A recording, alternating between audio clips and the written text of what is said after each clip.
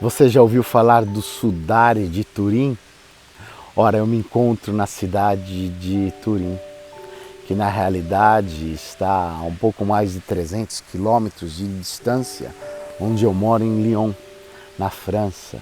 Hoje, Torino, em português, nós pronunciamos, conta com basicamente 850 mil habitantes e é a capital da região conhecida como Piemonte, no norte da Itália. Ora, é uma região riquíssima e do ponto de vista econômico, industrial, ocupa um papel extremamente, inegavelmente relevante para a Itália. Mas eu te trouxe aqui não para falar da Juve. Talvez você esteja pensando, Fábio, não se esqueça da Juve. É verdade. O Cristiano Ronaldo, ele mora em Torino e está na Juve. E mais ainda, para mim, eu me lembro dos anos 80, do carrasco da seleção brasileira, Canarinho, Zico e Companhia Limitada. Você se lembra? Paulo Rossi, o carrasco do Brasil na Copa da Espanha, em 1982. Ele também vestia a camisa da Juve. Mas eu não estou aqui para falar de futebol, conquanto eu goste muito de futebol. Eu te fiz uma pergunta. Você já ouviu falar do Sudare de Cristo ou Sudare de Turim? Ora, eu era um adolescente quando li sobre o assunto e vi alguns documentários. Sinceramente, nunca me impressionou. Honestamente, nunca foi algo relevante. Eu me lembro que em Barcelona, talvez, está vindo aqui na minha memória um amigo muito querido, puxou o assunto. Mas fora isto, ninguém nunca puxou o assunto e eu não vi mais nenhum documentário relevante que pudesse acrescentar algo daquilo que eu já havia estudado na minha adolescência. Pois bem, vindo para Torino, resolvi estudar e ler um pouco mais sobre o assunto, porque já que eu estou em Torino, eu vou visitar esses locais que têm a ver com o Império Romano, com a religião assim chamada cristã. Aliás, eu estou num lugar extremamente interessante do ponto de vista do Império Romano, pois é aqui que se preserva, se conserva uma das portas mais belas do Império Romano, datada do século I e consagrada, assim dizendo, dedicada ao imperador Júlio César, a chamada Porta Palatina. Mas voltando ao assunto do Sudare de Cristo, o Sudare de Cristo, ele se encontra o original no Duomo de Torino, que na realidade está protegido com uma redoma de vidro, e a última vez que fora aberta ao público para ser visitável ou visível foi em 2010, quando atraiu cerca de 2 milhões de fiéis. No entanto, a cópia está aqui atrás de mim, nesta igreja belíssima, charmosa, barroca, que contém a cópia e você pode entrar e vê-lo. Ora, se você não sabe o que é o Sudare de Cristo, o Sudare de Turim, é este pano de linho de basicamente 4,50 metros de comprimento com 1 metro de largura e apresenta este ser humano, esta figura que quando você olha o negativo, claramente você observa que fora alguém flagelado, machucado, torturado e dizem que foi um indivíduo crucificado. Pois bem, você tem todas estas características neste manto e o que alegam que for exatamente o manto que José de Arimateia, em Mateus, ele envolveu o corpo de Jesus. É o mesmo pano que João e Pedro, ao entrarem no sepulcro, observaram que o corpo de Cristo ali já não estava mais presente porque ele havia sido ressuscitado, mas os lençóis ficaram dobrados. Ora, talvez você me pergunte, e o que o carbono 14 tem a dizer sobre este material? E do ponto de vista científico, laboratorial, o que os cientistas dizem é algo extremamente interessante, porque a religião impediu testes desta natureza desde sempre, até que no início dos anos 70 e no final dos anos 80 conseguiram levar o tal material aos laboratórios. E fora datado do século XII, do século XIII, que de fato pertencia a alguém.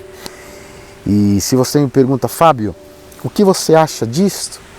Olha só, eu sinceramente acho fantástico você observar um material desta natureza, do século XII, do século XIII, e contar toda esta história, este episódio de alguém que fora flagelado, machucado, e você observa os sinais comprovadamente num manto de linho tal.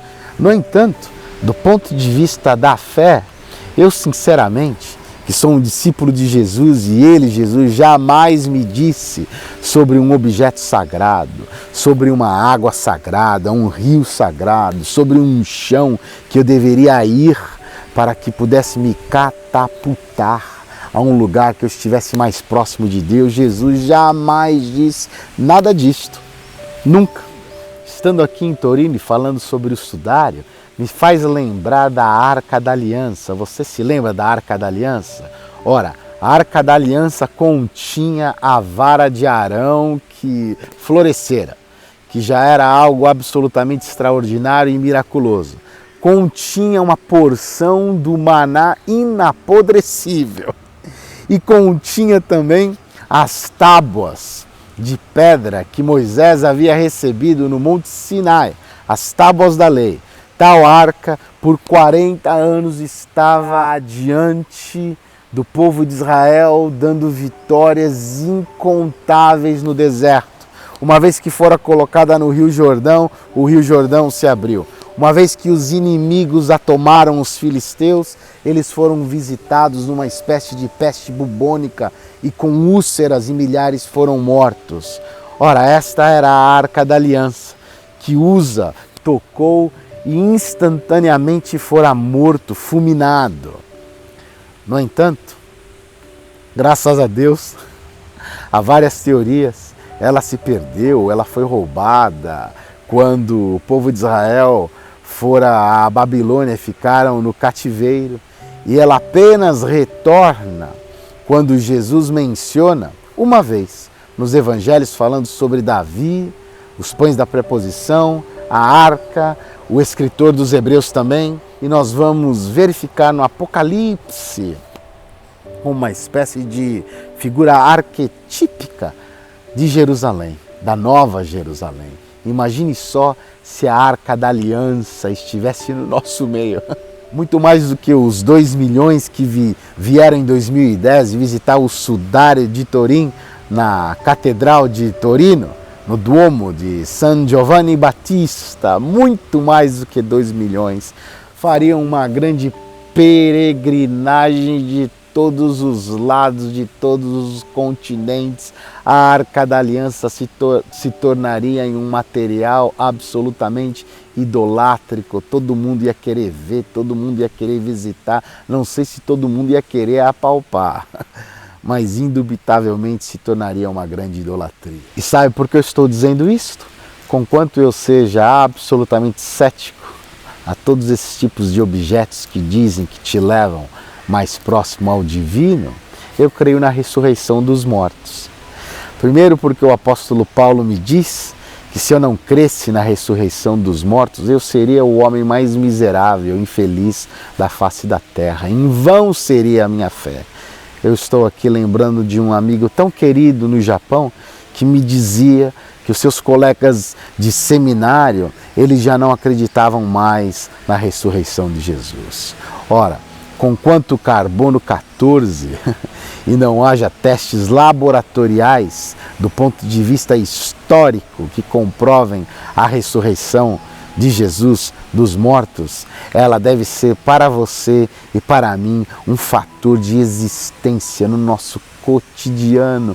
Nós experimentamos e provamos o dínamos do Espírito Santo.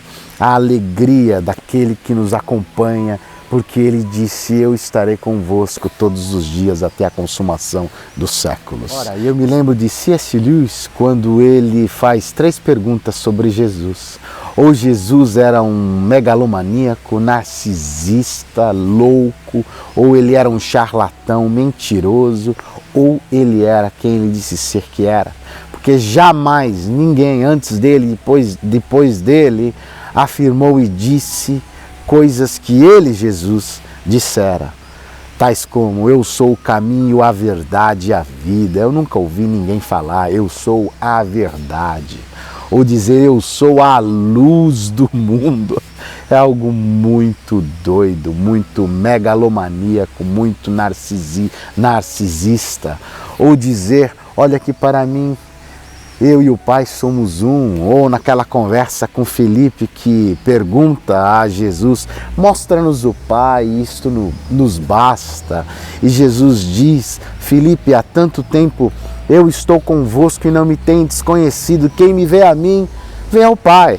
Ora, ou de fato ele era louco, ou era um mentiroso charlatão, ou ele era exatamente quem ele disse ser que era: o Filho do Homem, o Filho de Deus.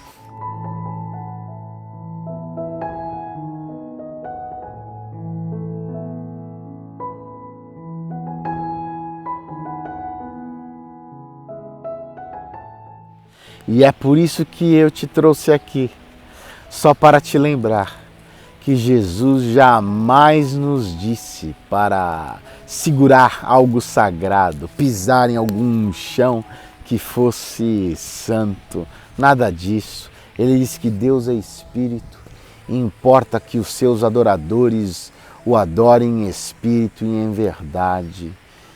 E é assim que eu chego ao inalcançável, ao inatingível, ao lugar não visitável do ponto de vista sensorial, humano, mas é visitável, é alcançável e está aqui do meu lado quando eu o invoco de todo o meu coração, com sinceridade, com o coração quebrantado e contrito. Eu posso abraçá-lo e ser abraçado por ele. Você pode ter esta experiência hoje mesmo, aonde você está. Você pode estar na tua casa, no teu escritório, no leito de um hospital, ou caminhando pela rua, ou me ouvindo no teu celular, dentro de um metrô ou de um ônibus. Se você o invocar de todo o teu coração, saiba que você terá uma grande surpresa. Ele virá ao teu encontro. Um beijo grande aqui de Torino e até a próxima. Tchau.